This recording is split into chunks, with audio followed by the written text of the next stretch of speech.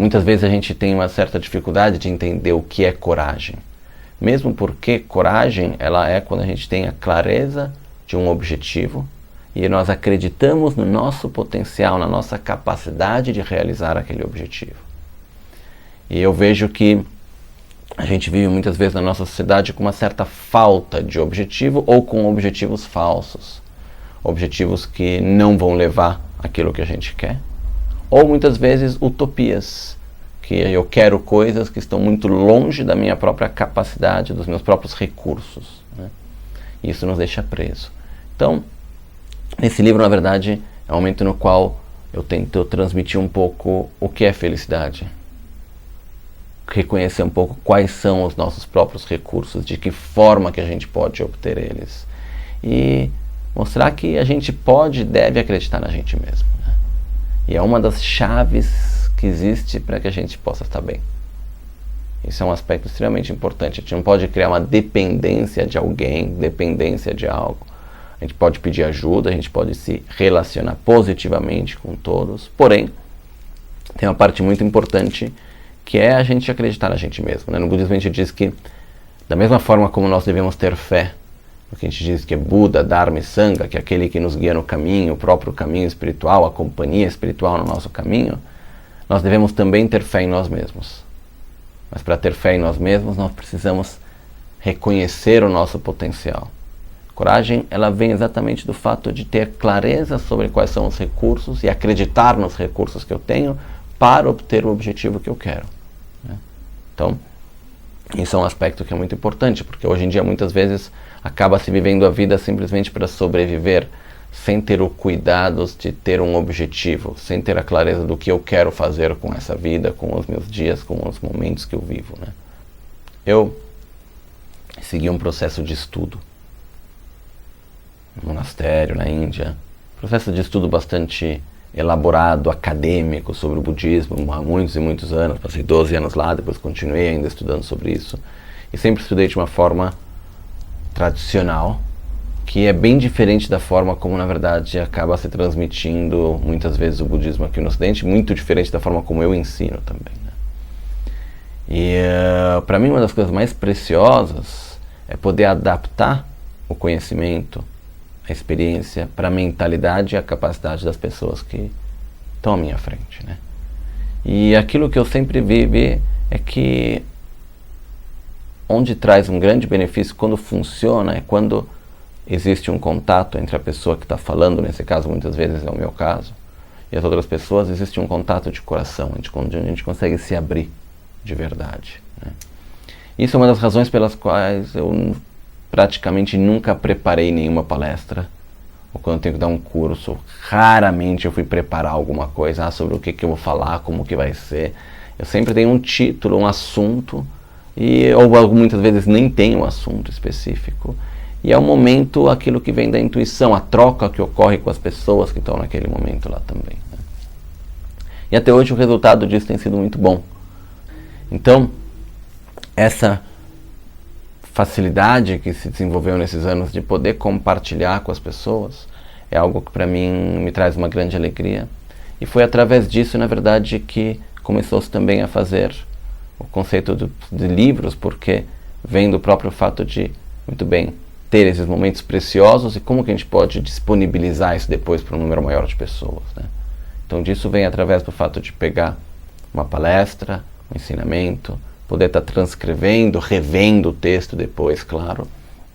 E o primeiro que a gente fez com a Gaia foi o Coragem para Seguir em Frente, né? É tentar um pouco compartilhar a minha forma de ver. E o livro foi um processo muito legal, desde o processo da própria palestra, que foi inspiradora para mim também.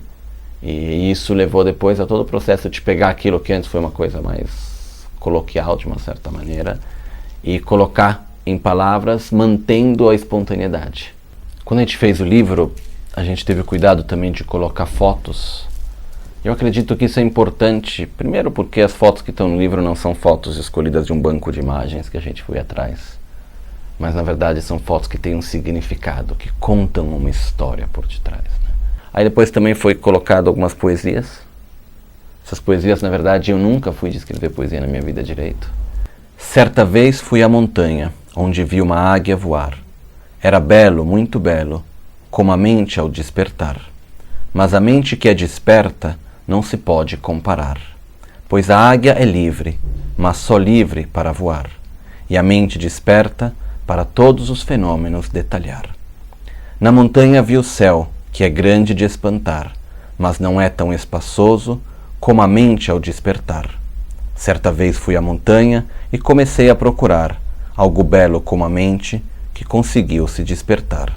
Procurei e revirei todo mundo de tocar, procurei e revirei todo mundo de pensar, e cheguei à conclusão que é impossível encontrar algo belo como a mente que conseguiu se liberar. Teve um período, acho que eu tinha por volta de uns 15 anos, estava na Índia, e um dia eu sentava para estudar, tinha uma mesa com um vidro em cima e uma vista super bonita, onde tinha uma montanha sagrada na frente. E não montanha nevada, estava na Índia, no sul da Índia, né? Lugar bem quente, mas tinha uma montanha chamada Montanha de Heruka, a gente chama Bhaktapur.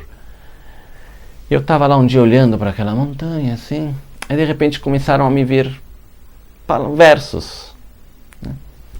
Aí eu falei, deixa eu tentar escrever isso. Só que eu nunca fui escrever poesia na minha vida, então eu falei, não vou colocar no papel, ficar gastando papel com essas palavras, não precisa. Aí eu peguei uma caneta tinteiro, porque para escrever tibetano a gente usa caneta tinteiro, quando está estudando caligrafia.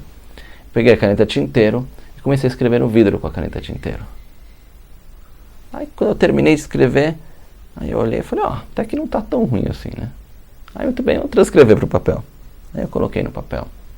E foi muito interessante o processo de escrever a poesia no vidro, porque quando a gente escreve na verdade num material que não fica, né? Não é nada estável, depois é só você pegar um papel, um pouco de água e limpar.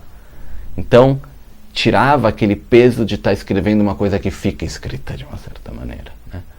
Dava uma certa leveza para aquele momento, deixava com que as palavras elas fossem menos sólidas de uma certa forma.